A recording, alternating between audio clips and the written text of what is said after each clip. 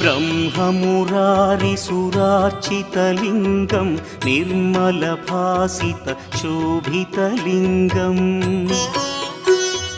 जन्मजदुःखविनाशकलिङ्गं तत्प्रणमामि सदा शिवलिङ्गम् देवमुनिप्रवरार्चितलिङ्गं कामदहन करुणाकरलिङ्गम् रावणदर्पविनाशकलिङ्गं तत्प्रणमामि सदा शिवलिङ्गम्